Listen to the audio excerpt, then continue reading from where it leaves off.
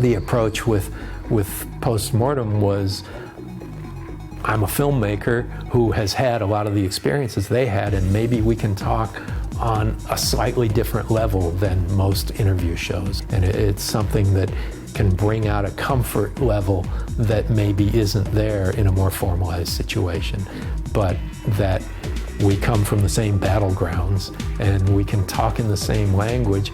Frank Darabont and I came together on Fly 2. We didn't meet during the process of writing it. We met afterwards and like, oh, you're Frank Darabont. Yeah, I know who you are. You came on Fly 2 after. I was the first writer on Fly 2. It was interesting to talk to him for Post-Mortem about filmmaking and his history and like, because I didn't know this fascinating history of Frank that he talks about at length.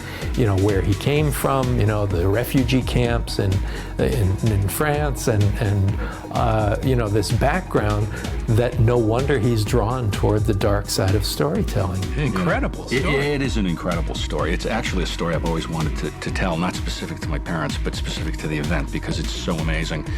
The thing about Post-Mortem was everybody talked about stuff I'd never heard them talk about in interviews before.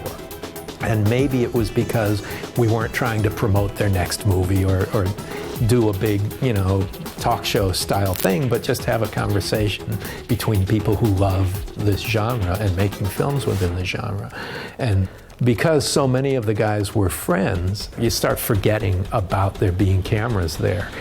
And you don't talk about your careers, you know, you don't talk about what led you to write this and what led you to choose this camera or style or lens or color or what you do.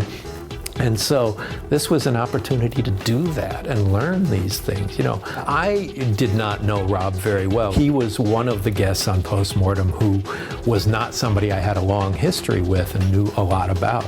But I knew he'd be interesting because he was a newer horror director than most of the people we talked to. And I love the combination, you know, the background of rock and roll and horror movies and the perspective he would bring to that. One of the surprising things is how much it's not just a job for all of these people, that these are all people who really care about the genre and are knowledgeable about the genre and love it. And Rob is really knowledgeable. You look at who he casts in his movies in small parts and the like, and you can tell this is a guy who's seen everything and cares about it and loves it. I've learned from every one of those people as filmmakers, including Rob, watching their movies that have an influence on what I do when I'm making a film.